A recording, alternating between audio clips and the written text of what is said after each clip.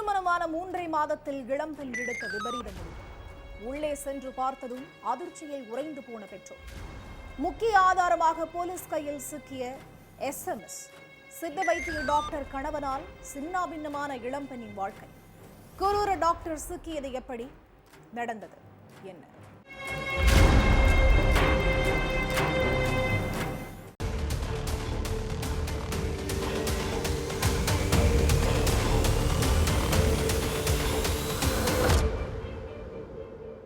காலையில சுமார் 9 மணி இருக்கும்.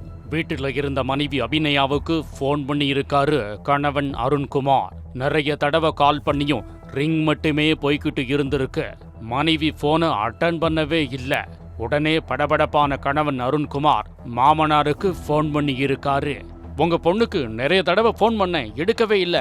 நீங்க எங்க வீட்டுக்கு போய் கொஞ்சம் என்னென்ன பாருங்கன்னு சொல்லி இருக்காரு அருண்குமார். உடனே பாக்குறேன்னு சொல்லிட்டு பக்கத்துல இருந்த பொண்ணு வீட்டுக்கு கிளம்பி போய் பார்த்திருக்காரு.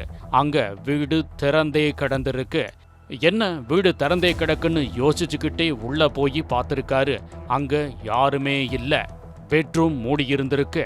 சரி, பெட்ரூம்ல இருப்பான்னு சொல்லி ரூம் கதவை தட்டி கூப்பிட்டு இருந்திருக்காரு.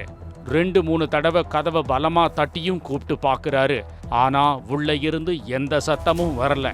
உடனே பதட்டமானவர் ரூமை திறக்க முயற்சி பண்றாரு. ஆனா கதவு உள்பக்கமா பூட்டப்பட்டு இருக்கு. அதனால ரொம்ப வேகமா தட்டி பார்த்திருக்காரு. அந்த சத்தம் கேட்டு அக்கம் பக்கத்துல இருந்த எல்லாரும் பதட்டத்தோட வந்து பார்த்திருக்காங்க. ஆனா பொண்ணு அபிநயா மட்டும் உள்ள இருந்து வெளியே வரவே இல்லை. இதனால ரொம்ப பயந்து போய் காதறி அழுதுகிட்டே போலீஸுக்கு போன் பண்ணி தகவலை சொல்லி இருக்காங்க. அப்போ கணவர் அருண்குமாரும் வீட்டுக்கு வந்து சேர்ந்துட்டாரு. மாப்பிள்ளை, என் பொண்ணு கதவை திறக்கவே மாட்டேங்கிறா, என்னாச்சு, உங்களுக்குள்ள ஏதாவது பிரச்சனையான்னு மருமகன் கிட்ட காதறி அழுது கேட்டுக்கிட்டே இருக்கும் போதே போலீஸ் வந்து பூட்டி இருந்த ரூம் கதவை உடைச்சு உள்ள போய் பார்த்திருக்காங்க. அங்க ஆசையா பெத்து வளர்த்த பொண்ணு தூக்குல சடலமா தொங்கிக்கிட்டு இருந்திருக்காங்க. அதை பார்த்து பதறி போன பெற்றோர், ஐயோ சாமி, இப்படி பண்ணிட்டியே, இதுவா இருந்தாலும் எங்ககிட்ட சொல்லி இருக்கலாமேன்னு கதறி அழுதுருக்காங்க. அடுத்து சடலத்தை கீழே இறக்குன போலீஸ் கையில பிளேடால கிழிச்சு ரத்தம் வழிஞ்சிருக்கிறத பார்த்து நோட் பண்ணி வச்சுக்கிட்டு பிரேத பரிசோதனைக்காக அனுப்பி வச்சிட்டாங்க.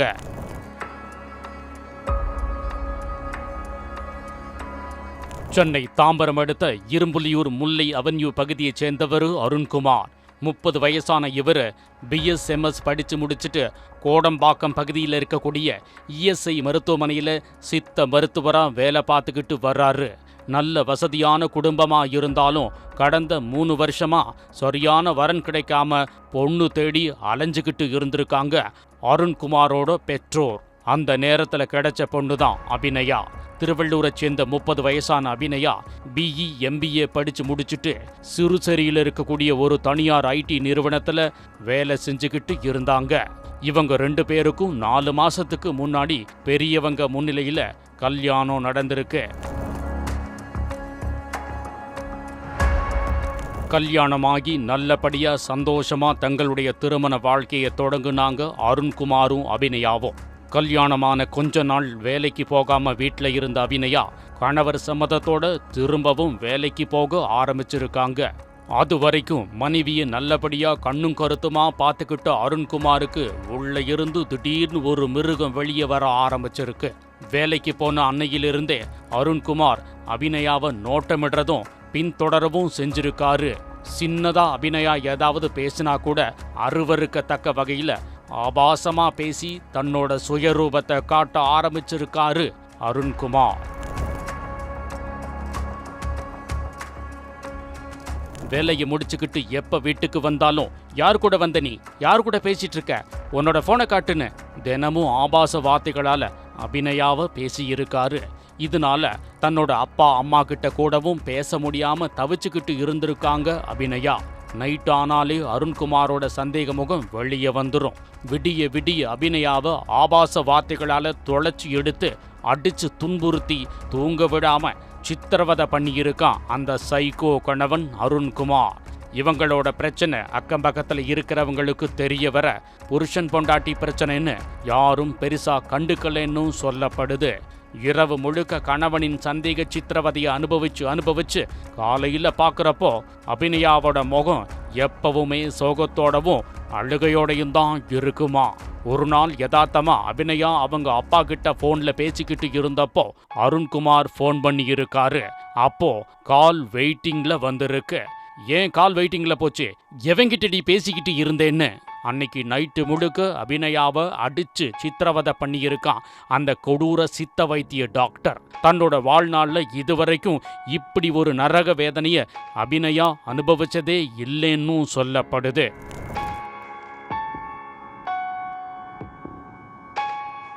கடந்த பிப்ரவரி மாதம் 16ஆம் தேதி நைட்டு தூக்கம் வராததுனால அபிநயா சும்மா போனை பார்த்துக்கிட்டு இருந்திருக்காங்க. அப்போ திடீர்னு தூக்கத்திலிருந்து எழுந்த அருண்குமார் கண்ணை திறந்து பார்த்ததும் போனும் கையுமா இருந்த மனைவியை பார்த்ததும் சந்தேகம்ன்ற பேய் கிளம்ப அர்த்த ராத்திரின்னு கூட பார்க்காம அபிநயாவை துடிக்க அடிச்சு சித்திரவதை பண்ணியிருக்கான். யாருக்கு இந்த நேரத்தில் சாட் பண்ணிட்டு இருக்க? எனக்கு அப்பவே தெரியும் நீ யாருன்னு. ஆஸ்திக்கு நானும் ஆசைக்கு வேற ஒருத்தனான்னு அப்படி இப்படின்னு அசிங்கமா பேசுனது மட்டும் இல்லாம அடின்னு அடிச்சு தன்னோட மொத்த சந்தேக வெறியையும் கொட்டி தீர்த்திருக்கான் அருண்குமார். நான் சொல்றத கேளுங்க, நீங்க நினைக்கிற மாதிரியெல்லாம் ஒண்ணுமே இல்லை. நான் யார்கிட்டையும் பேசவும் இல்லை, கேம் தான் விளையாடிட்டு இருந்தேன்னு கதறி அழுது கெஞ்சி இருக்காங்க அபிநயா.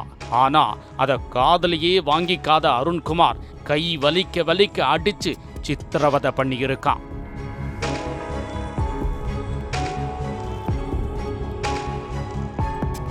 இப்படி தினம் அருண்குமாரோட கேவலமான சந்தேக புத்தியால கொடுமையை அனுபவிச்சுக்கிட்டு வந்த அபிநயா இனிமேலும் இந்த சந்தேக பேய்க்கு உண்மையை புரிய வைக்க முடியாதுன்னு சொல்லி கடைசியா ஒரு முடிவு எடுத்துட்டாங்க. மறுநாள் காலையில வழக்கம் போல அருண்குமார் ஹாஸ்பிட்டலுக்கு கிளம்பி வேலைக்கு போன பிறகு சுமார் 9 மணிக்கு மனைவி அபிநயாவுக்கு போன் பண்ணி இருக்கான். தொடர்ந்து போன் பண்ணியும் அபிநயா போனை எடுக்காததுனால நல்லவ மாதிரி அருண்குமார் அபிநயாவோட அப்பாவுக்கு கால் பண்ணி உங்க பொண்ணு போன் பண்ணா எடுக்க மாட்டேங்கிறா, நீங்க கால் பண்ணி பாருங்கன்னு சொல்லி இருக்கான். அவங்க அப்பா போன் பண்ணியும் அபிநயா போனை எடுக்காததுனால உடனே அருண்குமார்கிட்ட சொல்லிட்டு அங்கிருந்து அபிநயா வீட்டுக்கு போயிருக்காரு அவங்க அப்பா.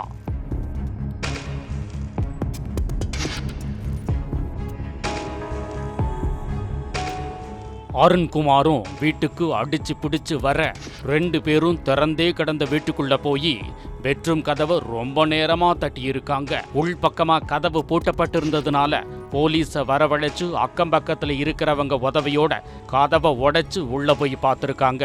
அங்க அபிநயா தூக்குல தொங்குன நிலைமையில இருந்ததை பார்த்து கதறி அழுதுருக்காங்க. அதுக்கப்புறம் 108 ஆம்புலன்ஸை வர வச்சு அபிநயாவை மருத்துவமனைக்கு அனுப்பி வச்சிருக்காங்க.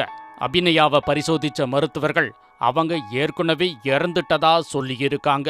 அதுக்கப்புறம் உடலை பிரேத பரிசோதனைக்காக அனுப்பி வச்சுட்டு விசாரணையை தொடங்குனாங்க தாம்பரம் போலீஸ்.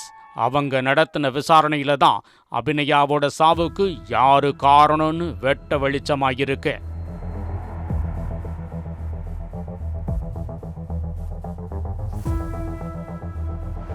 ஏற்கனவே பல தடவை அபிநயா கையில பிளேடால கீறின காயத்தோட வடு இருந்த நிலைமையில இறக்குறதுக்கு முன்னாடி அபிநயா தன்னோட கையில அருண்னு ஊசியால எழுதி ரத்தம் வழிஞ்சுக்கிட்டு இருந்ததை நோட் பண்ண போலீஸ் அவங்க செல்போனை எடுத்து செக் பண்ணி இருக்காங்க. அப்பதான் அபிநயா இந்த விபரீத முடிவு எடுக்க காரணம் என்னன்னு தெரிய வந்திருக்கு. வாட்ஸ்அப் அப்ளிகேஷனை ஓபன் பண்ணி பார்த்தப்போ அதுல அருணுக்கு அனுப்புறதுக்காக டைப் பண்ணி அனுப்பாம டிராஃப்ட்ல இருந்த மெசேஜை பார்த்திருக்காங்க.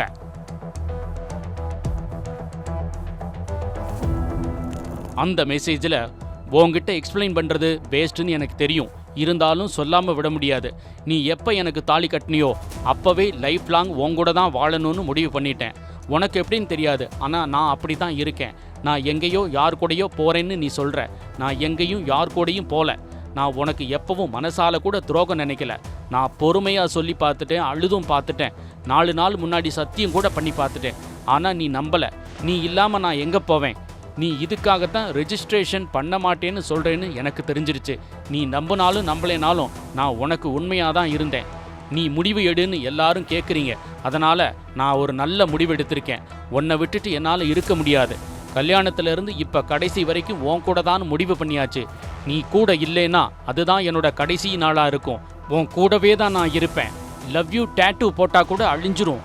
இது அழியாதுன்னு டைப் பண்ணி கையில் அருண் ஊசியால கீர்ன படத்தையும் அட்டாச் பண்ணி அனுப்ப இருந்தது தெரிய வந்துச்சு.